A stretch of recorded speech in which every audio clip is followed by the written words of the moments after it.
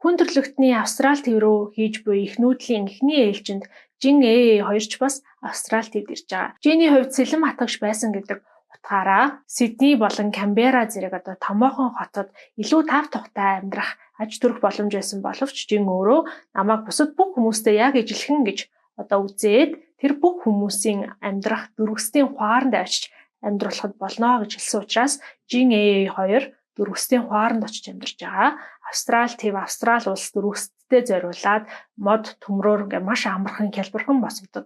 Бидний нэрлэж заншснаар амбааруудыг дөрвөстэд зориулж барьж эхэлж байгаа. За энэ амбааруудад ирж байршиж, суурьшиж амьдарсан эхний хүмүүс бол Жин AA тэргүүтэй хүмүүс байгаа. За эмэгтэйчүүд нь эмэгтэйчүүдээр тусдаа нэг хэсэгт амьдардаг, эрэгтэйчүүд нь эрэгтэйчүүдээрээ тусдаа нэг хэсэгт амьдардаг. Харьцангуй баян чинэлэг өндөр хөгжилтэй нийгэмд амьдарч ирсэн хүн төрөлхтний хувьд дөрвөстийн хуаранд ирж энэ амьдралтаа дасан зогсож амьдрах бол маш хэцүү гэдэг нь ойлгомжтой.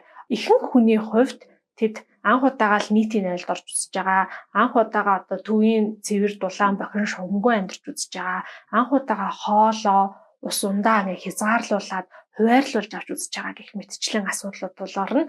За энэ асуудлууд тулгараад хүмүүс мэдээж маш их уурж бухимдаж байгаа учраас энэ уур бухимдлынх нь бай Жин болно. Эхний хэдэн 7 хоногт бол мэдээж Жин рүү муухай харах, хялалцах, зэхэлзэх, ганц нэг хараалыг урсгах асуудал гарч исэн. Сүүлдээ хүмүүс нэмэгдэж ирээд дөрвөстийн хуарангийн амьдрал хэцүү болох тусам Жин рүү дайрах хүмүүсийн дайралт нэмэгдэн, Жин рүү чулуу авч идэн янз бүрийн хараалын аимшигын үгээр урсгаж хараана.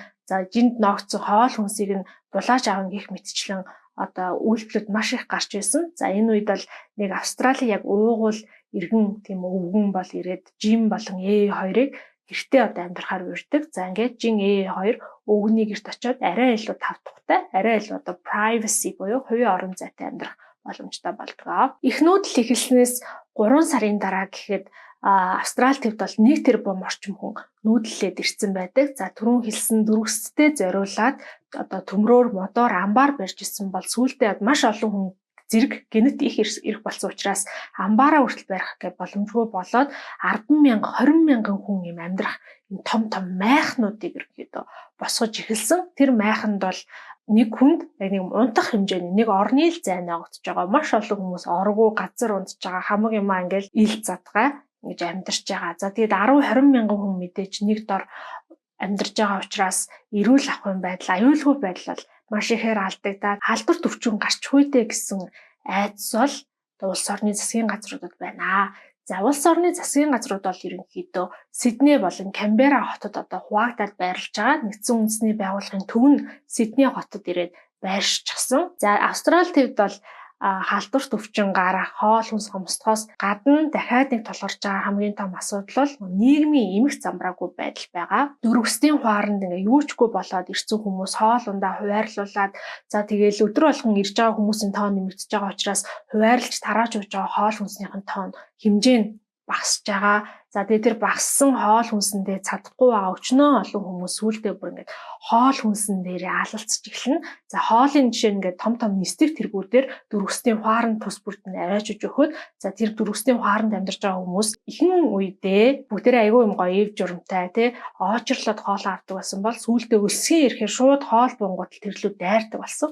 За нэг удаагийн ийм дайралтаар хүмүүс ингээд шууд нэг хаврт нь гараад дээр нь гიშгээл тэр хайрцагцсан хоол хүнс рүү дайрж исэн чинь софон гарч ирээд бүх хүмүүсийг за та дэг журамтай эмх зэгстэй нэг игнэнд ороод зогс гэж хэлэхэд тэрийг сонсох хүн байхгүй. Тэгтлээ өлссөн, тэгтлээ галзуурсан байдаг гэсэн. Софон тэгэнгүүт нөгөө катана сэлэм артаа зүүж явдаг. Тэр хоёр сэлмийг гаргаж ирээд хүмүүсийг ерөөсөө баруун зөнгөө цавчаад бүгднийг ингээд алаад эхэлж байгаа.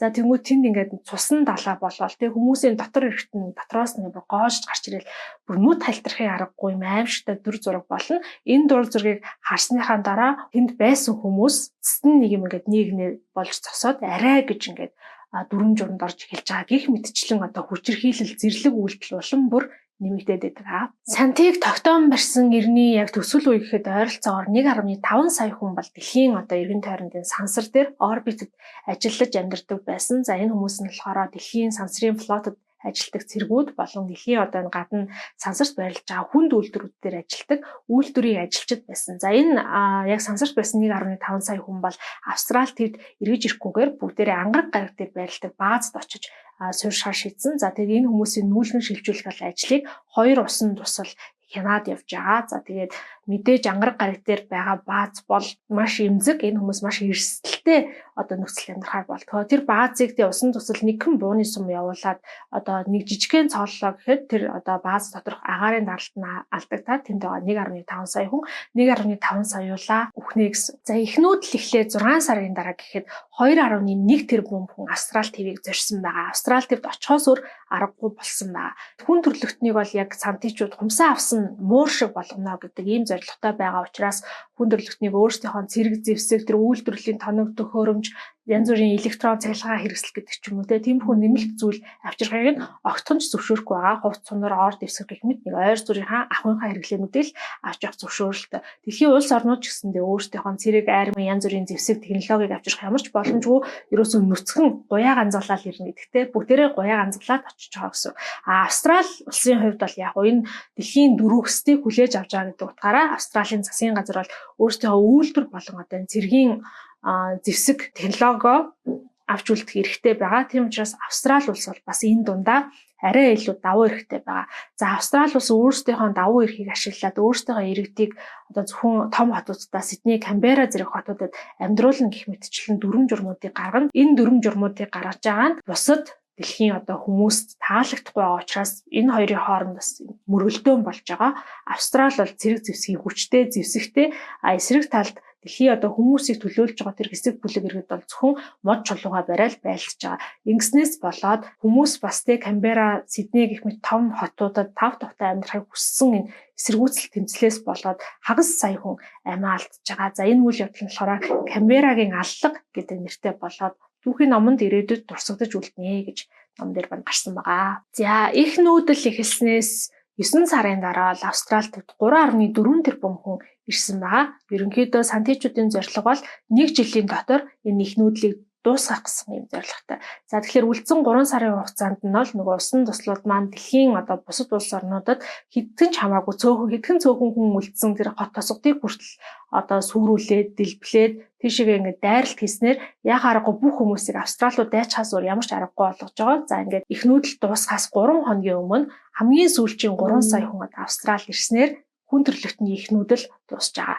За их нүүдэл дуусахад нийт 4 тэрбум 160 сая хүн Австрали төвд амьдарч байгаа нь бол хүн төрлөختний ихэнх хэсэг нь. Яагаад ихэнх хэсэг гэж байгаа юм бэ гэхээр Австрали төвд ирээгүй бас хүмүүс байгаа.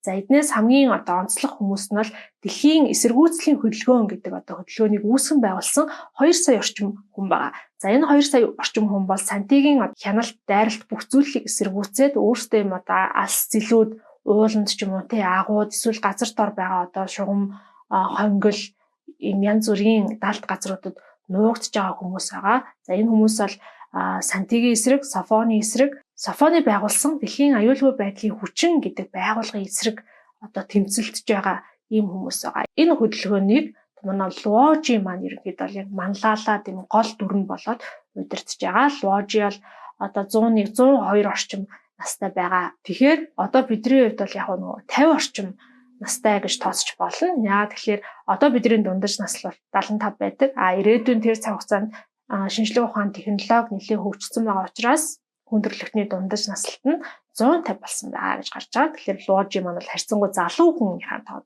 орж байгаа юм байна. Софон бол яг энэ хүн төрлөختний их нүүдлийг хянуулахын тулд дэлхийн одоо хүн амаас 5 саяыг нь шилж сонгож аваад дэлхийн аюулгүй байдлын хүчин гэдэг юм байгууллагыг байгуулсан. Эдгээр бол яг нэг төрлийн цагдаа гэд ойлгочих бас болно. Цагдаа нар сантичуудын болон одоо Софоны хэлснээр л яг ажиллаад байх юм бол өөрсдөө тэ хүн төрлөختнийхөө эсрэг ажиллаад байх юм бол сантичууд ирээд энэ хүмүүст бол тийм бусад хүссэн хэсэгтээ эрх чөлөөтэй амьдарч болно гэсэн ийм амлалтыг өгсөн. За энэ амлалтыг сонсоод 1 тэрбум хүн энэ ажилд одоо орохоор apply хийсэн гэж байгаа. Ажилд орох хүсэлтэд явуулсан гэсэн үг.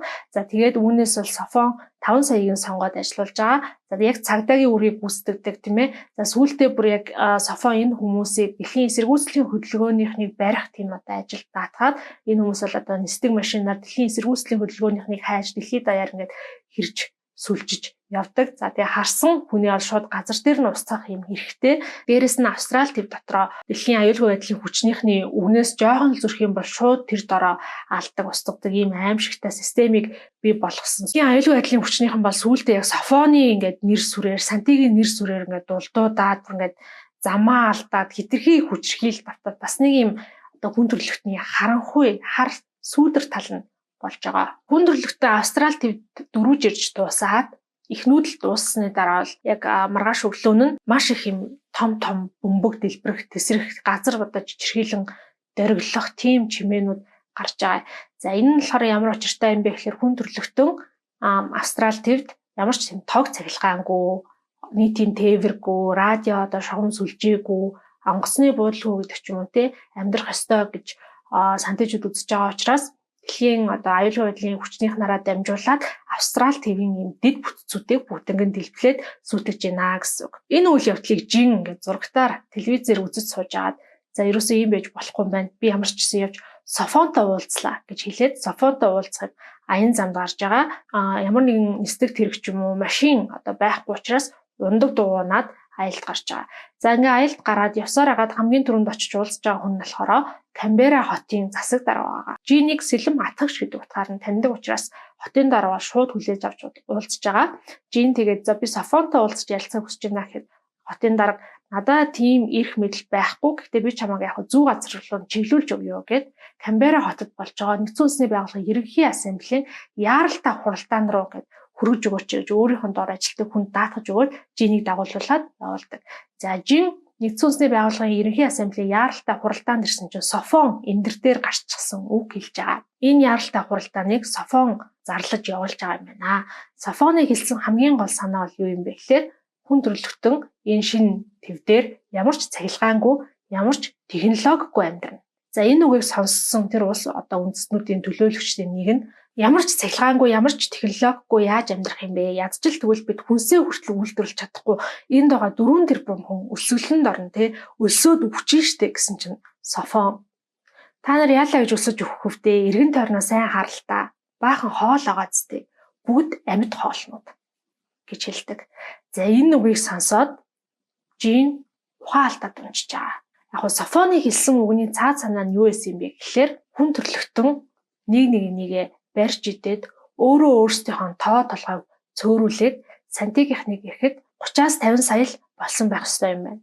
Ингэжээж Австрали твдээр харьцангуй эрх чөлөөтэй юм дарамттай амьдрах боломж бүрдэж байгаа юм байна. Софоны энэ үгийг сонссон тэнд суужсэн бүх хүмүүс бол орилт чарлаад буун дуу гараад за мэдээж нилээдгүй үүмэн сан мундэгдэж байгаа. Жин болохоор энэ үед ухаан алдаад эргээс ирж байгаа. Гэвч одоо түүний нүдэнд юу ч харагдахгүй бүх зүйл түнэр харанхуй болцсон байна. Жин харааг болцсон байдаг. Ингээд хараагүй болсон Жин газраар яг мөлхөөд уучраа олохгүй байжсэн чинь нэг цэрэг гүйж ирээд Софон таныг аюулгүй газар авчиж өг гэж надад тушаалаа гэж хэлдэг. Жин болохоор надад одоо миний аюулгүй байдал бол чухал биш ээ. Миний найзуудыг аюулгүй газар авчиадаг. За тэгээд нөгөө хамт гэртээ амьдруулж байгаа өвөө хоёрыг ер нь хэлж байгаа.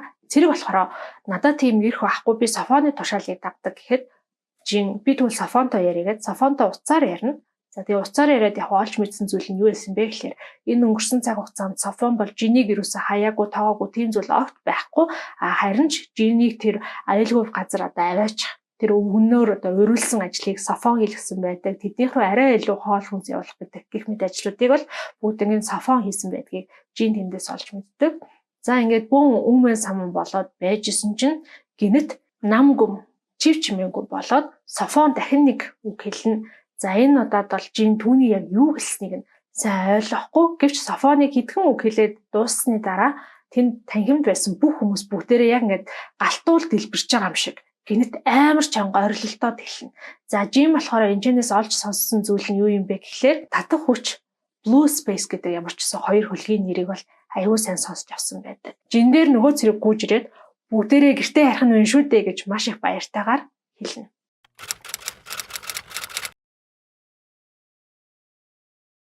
Усан тусал дайрч байна гэдэг аюулын тохиог сонсоод татах хүч хөлөг дээр байсан зарим нэг цэргийн хувьд айгүй юм баярлсан, сэтгэл санаа нь амарсан мэдрэмж төрж байгаа. Тэр хүмүүсийн хувьд яг амжилттай болох нь тодорхойгүй, хизээ дуусах нь тодорхойгүй, бүтэн 100-ны туршид хийх юм аялал урд нь хүлээж исэн бол одоо тэр нь хэдхэн секундын дараа дууснаа гэдэг нь бол маш их том тайтгарал болж идэг. Гэхдээ усан тусал хөлгийг онолгүй хажуугаар нь яг зөрөөд өнгөрчихөж байгаа.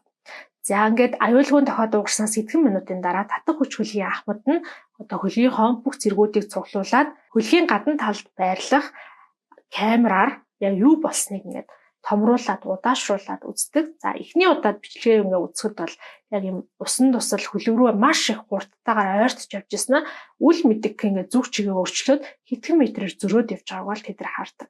За дэлхийн харанхуйн тулааныг одоо мэдж байгаа тэр хүмүүсийн хувьд бол усан тусал ингээд байгаа онохгүй хэдэн метр зөрөө явна гэдэг нь маш юм сонирхолтой бүр байж боломгүй зүйл санагдаад байгаа байхгүй юу. Яг л харанхуйн тулааны үед бол хөлөг бүр асар өндөр хурдад хүрээд тэгээ зүг чигээр шууд 180 градус 90 градус огцон эргүүлэх чадaltaй ийм хөлөг байсан. Тэр хөлгийн багийн гишүүд бүгдээрээ бичлэгээ удаашруулж нэг үзэл, зүүмлэл, ойроос нэг үзэл, холоос нэг үзэл янз янзаар үзэж байгаа. За ингээд нилээ ингээд баг хэдэн 100 дахин татаж ойртуулсан бичлэгийг дахиж үзэж байхдаа тэр усан туслын гаднах мөнгөлөг тэр одоо гөлгөр гадаргуун гэж зэвэрчгсэн юм шиг болоод энэ бүрсгэр улбар шарангуйтай болсныг олж харна. За ингээд эндээс бол цэргүүд энэ хөлөг бол эвдэрчээ, усан тусал эвдэрчээ гэдгийг олж мэдж байгаа. За тэг яагаад эвдэрвэ? Гинэт яагаад одоо дайрсныхаа дараа манай хөлөгтэй юм ойрхон тулж ирчээд эвдрв гэдэг асуулт гарч ирнэ. Дахиад ингээл бөөнөрөө ингээл нийлээл нөгөө бичлэгээ ингээл ухраагаал дахин үзээд байгаа. Тэгсэн чинь энэ удаад олж харсан зүйл нь юу юм бэ гэхээр Blue Space хөлгийн одоо хөлөг татвар ингээд дахиад юм жижигхэн хөлгүүд явж идэг штэ тий. За нэг тийм хөлөг нь болохоор гараад ирчихсэн. Яг усан тусалтай ингээд өөдөөс нь мөргөлдөөд усан туслын хурдыг удаашруулж байгаа. За тэгээд хурдыг баг зэрэг удаашруулсныхаа дараа жижиг хөлгөөс сансрын нисгэгчийн өмсгөлтэй 2 хүн гарч ирээд нэг юм сонин багжийг усан тусал руу шууд нэвт явуулаад оруулчихж байгаа. Тэр хүчит бол нэг усан туслын өнгө нь хувраад гөлгөр гадаргуу нь барцаагаад хэлчихэж байгаа юм байна. За ингээд татах хүч хөлгийнхний хувьд бол сансрын энэ технологийн хамгийн том дайсан болсон усан туслыг Blue Space хөлгийнхэн ингээд устгах эвдлэг аргыг олчжээ гэдгийг ингэж мэдж байгаа. Маш их мэдэж гайхнаа. За татах хүч хөлгийнхнийг ингээд дахин бичлэгээ үзэл юу болсныг ойлгох гээд ядаад байжсэн чинь Blue Space хөлгийнхэн аль хэдийн нэг мэдсэн чинь тэдний хөлөг дотор ороод ирчихсэн. За тэгээ Blue Space бол татах хүчээс бараг 10 дахин их юм зэрэгтэй хөлөг учраас татах хүчнийхэн Blue Space-ийнхэн бууж өгч байгаа. Нийт 2 хөлөг дээр байсан 1400 гаруй цэргүүдийг Blue Space хөлгийн ахмад Чуян Blue Space хөлөг дээр одоо урьж авчираад бүгднийг ингээд тойрол зогсоож байгаа. Хурал маягийн зүйл хийж байгаа.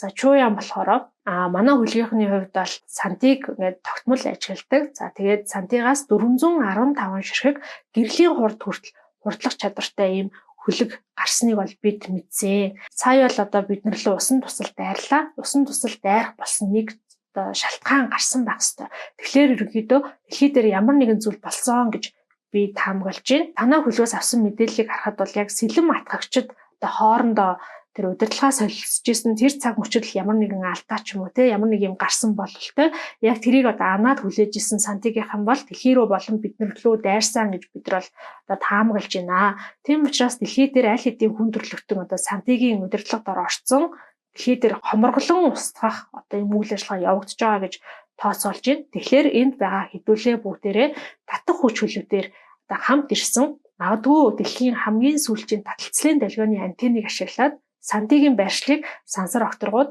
цацъя.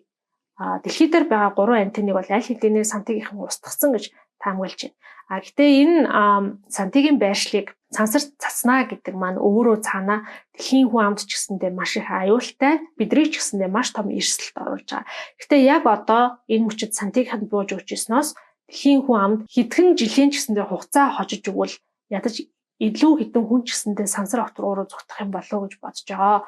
За энэ үйл явдлыг бол энэ шийдвэрийг бид нар маш ардчилсан замаар гаргана. Хөлөг дээр нийт 1415 хүн байгаа. Энэ хүмүүсийн 3/2 нь буюу 944 хүн сантигийн байршлыг сансар цацъя гэсэн энэ саналаа өгөх юм бол бид нар энийг одоо ёсоор зүй ёсоор үлднэ гэж хэлдэг. За ингээд 944 хүн үнэхээр саналаа өгснөөр 2 хөлөг дээр хүмүүс үнэмлэхүй олонхын саналаар сантигийн байршлыг сансар огторгууд засаж байгаа.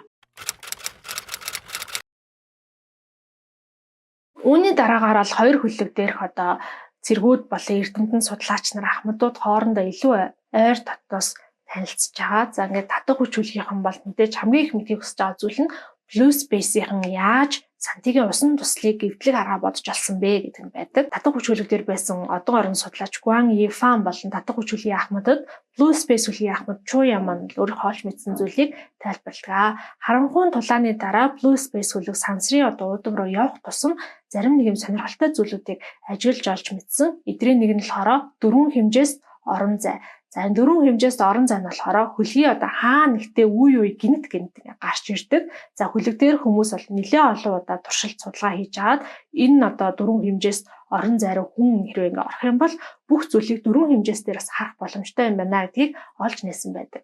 Бүх зүйлийг дөрвөн хэмжээсээр харж чадна гэдэг маань өөрөөр хэлбэл юу вэ гэхээр жишээлбэл нэг ширээ байлаа гэхэд тэр ширээг хөлтэй, тавцантай, гадаргуу хэсгийг бид нар бүгд яг энгийн ширээ шиг харна. Гэхдээ тэр ширээг хийсэн материалууд тийм ээ модон, төмрөн бүгдээрээ хөндлөн зүсэлттэй юм шиг доторх нь хүртэл ингээд яг харагдана. Дэлгэмэл газрын зураг шиг бүх зүйл ерөөсө гаднахтай болон дотнохтойгоо нэгэн зэрэг харагддаг гэсэн үг юм байна. Дөрвөн хэмжээсийг яг ерөөхдөө энгийнээр тайлбарлая гэж бодох юм бол хэрвээ бид нэг хөндлөн зураас зурчлаа гэж бодоход энэ бол нэг хэмжээс.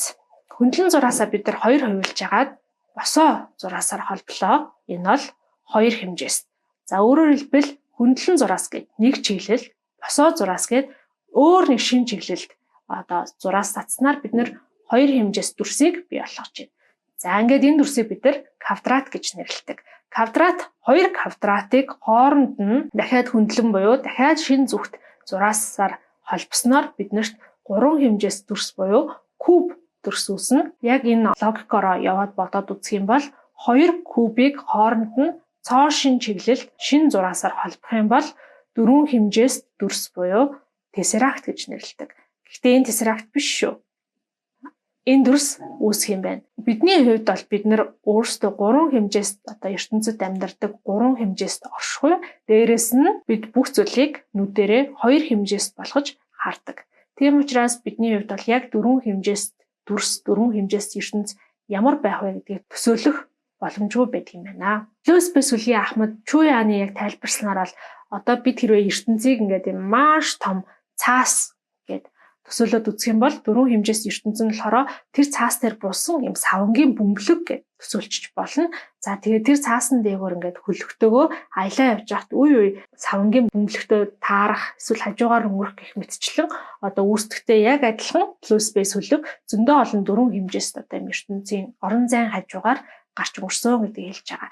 За тэгээ blue space-ийн маань бол ерөнхийдөө яг энэ дөрвөн хэмжээст орон зай руу орж аваад сантигийн хөлгийг гурван хэмжээс байгааг нь харж агаад тэгээд ерөнхийдөө яг ажиллагааг нь зогсоох бол илүү амархан байсан гэж тайлбарлаж байгаа. Guang Yifan тэргүүтээ хоёр хөлгийн энэ төлөөлөгчд хоёр хөлгийн ойролцоо байсан дөрвөн хэмжээст орон зайг ингээд ажиллаж байгаа. Тэр орон зай дотор нэг юм цагиран хэлбэртэй бит байгааг олж илрүүлдэг. За хэрвээ ингээд гурван хэмжээс ч юм уу хоёр хэмжээс зүйл дөрвөн хэмжээс дотор байх юм бол бүх зүйл нь яг дэлгэмэл газрын зураг шиг алган дээр тавьсан юм шиг харагддаг бол анханасаа дөрвөн хэмжээст орон зайд бүтээгдсэн зүйл тодорхой нь ерөөсөө харагддаггүй юм байна. За тэгээ энэ цагираа нь болохоор анханасаа дөрвөн хэмжээст орон зайд бүтээгдсэн зүйл гэдгийг тэд нар олж мэдээд бас шинжлэх ухаан тэ эрдэмтэн судлаач хүний хувьд мэдээж ойроос очиод үүсийг маш их хүсэж байгаа. Guang Yifan Blue space-ийн ахмад Chu Yaman-аас гуйсаар байгаад нөгөө жижигхэн хөлгийг нь аваад 2-3 хүн суулгаад тэр цагираа дээр очиж үздэг. Буюу дөрвөн хэмжээст орон зай руу ороод бараг 7-8 цаг явж байгаа байхгүй юу. За тэгээд тэр цагираа дээр очисон чинь цагираа руу сайн уу гэд ингээд өөртөө ингээд нэг радио долгионоор хөлгөөсөө ингээд дамжуулсан чинь цагираа ингээд хариу хэлэхгүй. Эхлээл ингээд тэр хоёр ингээд янз бүрийн цэг таслал тоо гэх мэтчлэн янз бүрийн зүйлэр ингээд харьцаж үзэж байгаа. За тэгээд мэдээж ирээдүйд 200 300 жилийн дараа технологи амар хөгжсөн байгаа үе учраас Rosetta system гэдэг нэг юм системийг ашиглаад тэр цагирагнаас ирж байгаа дохио болон хүн төрөлхтний явуулж байгаа дохио хоёрыг хооронд ингээд нөө шифрээр нь тайлаад ойлгох тус олчиж байгаа байхгүй юу? Чи юу юм бэ гэд хүмүүс нөгөө цагирагаас асуусан чинь цагираг болохоор би бунхан гэж хариулдаг. Хэний бунхан юм бэ гэсэн чинь энэ бунханыг бүтээсэн хүмүүсийн бунхан гэж айгүй юм бөөрөнхий яг л цагираг шиг хариулж байгаа. Чи тэгэхээр ерөнхийдөө доторх одоо бүх зэргүүд нь бүх хүн өгсөн сансрын хөлөг гэсэн үг юм уу гэж Ван Йифан тэргүүтээ одоо хүмүүс асуухад Бунхан бол хариу хэлэхгүй. Энд байгаа бусад бүх биетүүд бас бунхан уу гэж асуухад Бунхан зарим нь л бунхан, удахгүй зарим нь бас бунхан болно гэж хэлнэ. Чи энэ дөрвөн хэмжээст орон зайг бүтээсэн юм уу гэж асуухад та нар хэрвээ далаагаас ирсэн бол далааг та нар бүтээсэн болох юм уу гэж асуудаг. За тэгээ Гуан Йифан бол тэгэхээр энэ орон зай далаа юм уу гэж Бунханаас асуухад Бунхан далаа байсан, харин одоо шалбааг л олсон гэж хэлдэг. Гуан Йифан тэгвэл тэр далаад байсан бүх загснууд энд байгаа юу гэж асуухад Бунхан далайг шалбааг болгосон тэр буруутай загснууд бол энд байхгүй. Тэд нар аль хэдийнэ хуурай газар руу гараа явчихсан. Тэд нар нэг балар ойгоос нөгөө балар ойд далаа тэнгисүүдийг ингээд шалбааг болгоод явчаа гэж хэлдэг. Тэгээд та нар одоо яг одоо энэ шалбаагаас хурдан яваа. Тэгэхгүй бол та нар ч гэсэндээ өөртөө Бунхан болно шүү гэж анхааруулснаар Гуан Йифан тэргүүтээ тэр жижигхэн хөлгөөр очиж үзэж байгаа хүмүүс буцаж явсараад 3 хэмжээс ертөнцтэй ирээд өөрсдийнхөө хөлөг дотроо орж байгаа. За ингээд тэрэд ажиллаа байжсэн чинь бас нэг сонин зүйл олж мэддэг нь юу юм бэ гэхээр 4 хэмжээс ертөнцийн тэр яг юм захаар нь гэх юм уу ингээл байж байгаа л үе ингээд амар хурц юм цалхаан шиг гэрэл ингээд гялцаж асаал унтраад байдаг. За ингээд яг ойртож очиж судлаа үзсэн чинь 4 хэмжээс ертөнц нь 1 хэмжээс нь нураад 3 хэмжээс рүү одоо хувирж орж байгаа юм байна. Бүл бүтэн нэг хэмжээс ингээд нурж байгаа учраас тэр хэмжээс дотор байгаа одоо янз бүрийн металлууд болон энерги төршүүд бүгдээрээ тэр авирнаа цацарж байгаа. Тэр цацарж байгаа нь болохоор яг цахилгаан цачаав шиг харагддаг юм байна. За тэгээ тэр цацарж байгаа тэр цацаргуудаас одоо хоёр хөлгийнхэн маань бол хэрэгтэй тэр металлуудаа түршээч юм уу аваад ашиглах боломжтой юм байна. Хоёр хөлгийнхний тооцоолсноор тэдний одоо холбоо тогтоосон тэр Бунхан бол 22 хоногийн дараа 4 хэмжээсээс 3 хэмжээс рүү нурж орж ирнэ гэж тооцоолоод хоёр хөлгийнхэн бол тэр одоо Бунханыг нурж орж ирэхийг нь харцгаая гэж шийдээд 22 хоног хүлээдэг. 22 хоногийн дараа тэр хавийн сансар огторгыг гэрэлтүүлсэн салют бодулж байгаа юм шиг тийм том гэрэл цацраад нөгөө Бунхан маань 3 хэмжээс рүү нураад орж ирээд байхгүй болж байгаа гэсэн. 4 хэмжээс ертөнц маань үргэлжил ингээд нэг хэмжээс нь нураад устж үгүй болоод жирээл байдаг юм байна. Тийм учраас далаагаас шалбааг болсон гэж Бунхан яриад байсан юм билээ. За тэгээ энэ үйл явдлын дараа бол хоёр хөлгийнхэн дахиж суулраад одоо цаашдаа яах вэ гэдэг асуудлынхаа шийдвэрийг хамтдаа гаргаж байгаа. Ингээ ярилцсны эцэст бол хөлөг дээрээс 1400 хүнээс 200 буцаад дэлхий рүүгээ буцах саналтай байдаг. За ингээд нэг жижигхэн хөлгөө гаргаж өгөөд тэр хүмүүсийг хичээнд нь оруулаад дэлхий рүүгээ буцааж байгаа. Үлдсэн 1200 хүн нь хоёр хөлөгтөө хуваагдаж суугаад сансар огторгын зүг аяллаа өргөжлүүлнэ.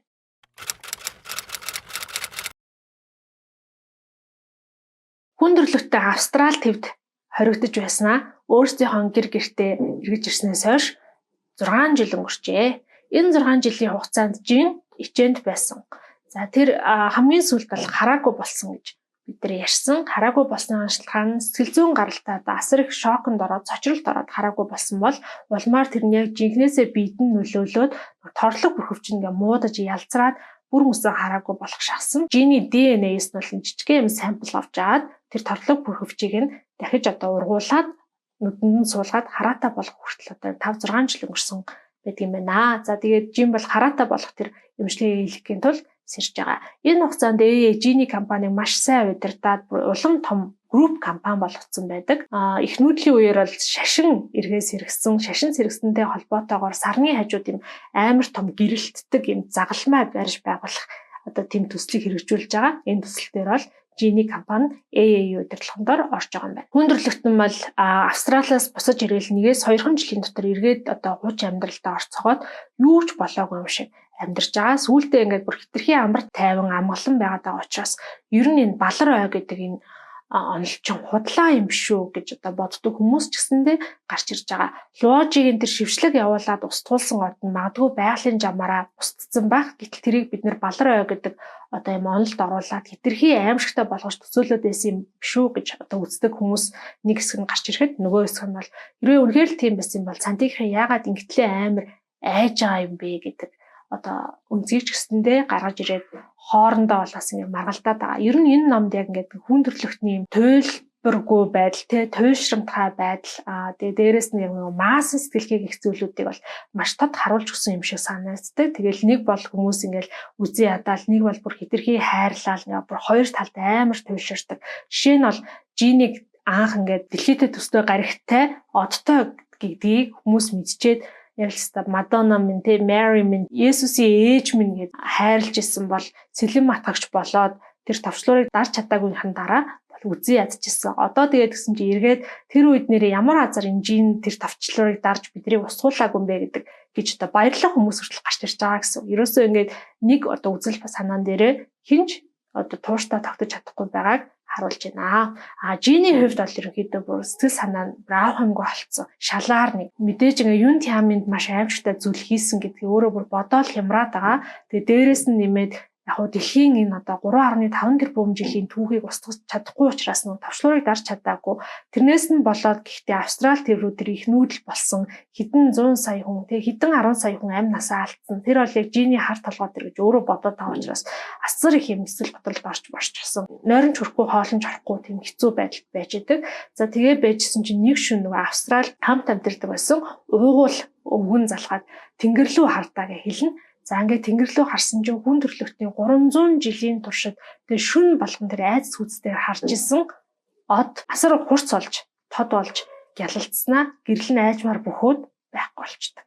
За энэ үйл явдал бол балар ой гэдэг онол бол яг 100% үнэн юм а гэдгийг хүн төрлөختөнд баталж өгсөн эцсийн баталгаа нь болно. Сантигийн байршлыг сансар даяар цацснаас 3 жил 10 сарын дараа фотоид гэдэг нэртэй асар хурдан зэвсэг Сантигийн нэг нарыг гадна талаас нь захалж одоо оноод нарыг нэвт гараа явсан байгаа. Тэгээд наран дээр 50,000 км-ийн юм диаметртэй асар том нүхийг үлдээсэн. За тэгээд нарнаас цацагдсан тэр одоо халуун лав цацраг бодис нь болохоор яг Санти гаригийн зүг ингээд шууны сарвуу шиг одоо сунж очоод гаригийг бүхэлд нь нөмөрч аваад за тэгээд энэ бүхний дараа л гариг ерөөсөө улаассан тийм халуун чулуу болоод үлдсэн. Сантигийн тэр нарны аймаг нь бол хоёр нартай тийм тогтвортой яг л сантичуудын хүсдэг байсан тийм нарны аймаг болоод үлдсэн боловч харамсалтай нь тэнд одоо тэрэнд амьдрах нэгч амьд биет амьтан үлдээгүй юм байна. Сүүлийн 6 жил ер нь олонний нүднээс хол байсан Софон, Луожи болон Жин хоёрыг гэртээ дуудаад нөгөө нэг Японыхон цайны ёслолыг хийж өгөнгөө Санти гариг яг хэрхэн гэж устгагдсан тухай саяны түүхийг бол илүү дэлгэрэнгүй ярьж өгдөг. За тэгээд Софон нэг сонирхолтой зүйл хэлсэн нь соёл иргэншил хоорондын гариг хоорондын байлдаан тулаанд хэрэглэгддэг зэвсэг бол нэгдүгээр тайнга, хоёрдугаарт хямд төсөр байдаг. За хайнга гэдэг нь ямар учиртай юм бэ гэхээр бидний тэр устгах чаа гариг дээр байгаа одоо соёл иргэншил нь ямар соёл иргэншил бэ гэдгийг ер нь тэр гариг дээр амьд биет байгаа мó эсвэл зүгээр ямар ч тийм хоосон тийм өхмөл амьд амьдрах боломжгүй гариг устгаж байгаа мó гэдгийг бол ерөөсөө хинч судалж үздэггүй. Хоёрдугаар нь болохоор хямд төсөр гэдэг нь илүү тийм эрч хүч зардал зарцуулахгүйгээр өөрийнх нь нараар өөрийнх нь гаригийг нь устгах гэдэг ч юм уу тийм арга хэрэгэлтгээ гэж Софон хэлнэ. Луожид гэсэн чинь Софоноос хүн төрлөختний хувьд тэгвэл бид нар өөрсдийгөө аюулгүй соёл иргэншил гэдгээ сансар огт руугаар зарлах тийм аюулгүй дохио явуулах боломж байгаа юу гэж асуухад Софон за та түр хүлээгээрэй гэд 3 минутын туршид ингээд гөлрөөд суучж байгаа. Цаад санаа нь бол Софоныг удирддаг сантичууд хоорондоо энэ дэлхийнхэнд юу гэж хэлэх үү, хэрэг мэдээлэх үү гэдгийг ярилцж байгаа гэсэн үг шүү дээ, тий. За тэгээд Софон 3 минут чимээгүй суусныхан дараа ер нь бол тийм аюулгүй дохио явуулах боломжтой. Гэхдээ үүнээс цааш бол би танд ямар нэг мэдээлэл өгөх ямар ч боломжгүй байна гэж хэлдэг. Софон, Луожи, Жин 3-ын энэ яриа бол хожмоо цай уунгаа өрнүүлсэн яриа гэдэг юм нэртэй болоод түүхийн номонд хүртэл орсон ийм чухал яриа болж өнгөрсөн гэж тэмдэглэгдсэн байдаг. Энэ мэдээ хэвлэлээр олон нийтэд цацагдсны дараа мэдээж одоо оюун ухаантай хүн болгон л яаж тэгвэл тийм аюулгүй дохиог сансар огтхой цацх вэ гэдэг одоо бодлыг бодоод толгоогоо гашлагж эхэлж байгаа. Маш олон бүтэхгүй бүр гажигаас эхлүүлээд галзуу хүртэлтэй сэн санаанууд гарч ирнэ. Гэтэ аль нь ч яг юм барьцтай тийм санаа гарч ирэхгүй. Тэнгүүд ингээд дахиад хүн төрлөختний сэтгэл санаа өөрчлөгдөж байгаа байхгүй юу? Өөрсдийг нь ингээд Австрали төв нэгийгээ бариулж итгэд хүргэсэн тэр сантичуудыг үзий ядчихсан. Одоо болохоор ингээл хүн төрлөختөнд аюулгүй дохио илгээх арга байдаг гэдгийг хэлж өглөө. Хөөхөн амьтаа өөрсдийнхөө ингээ гаргийг устгуулсан гэж баг өрөвдөж хайрлал эхэлж байгаа. За тэгээд яг иймэрхүү үйл явдал өрнөө байжсэн чинь Софон дахиад Жин Луожи хоёрыг дуудаад уулздаг. За энэ удаад болохоор дэлхий одоо нэгэнтээ сантид чухал байха болцсон учраас Софон дэлхий дээр цаашдаа байх ямар шаардлагагүй болсон. Энэ бол бидний сүүлчийн уулзалт. Тийм учраас бид хоёртой одоо ингэ салах ёс хийхээр уулзж байна гэд. Дахиад нөгөө цайгааныхаа ёслыг хийгээд цайгаа өгнө. Цайгаа ууж дуусгын алдад Софон за би дэлхийгээс явхаас өмнө хамгийн сүүлчийн даалгавраа биелүүлэх ёстой. Юн Тямын тантай уулзахыг хүсэж байна гэж Жин рүү хараад хэлнэ.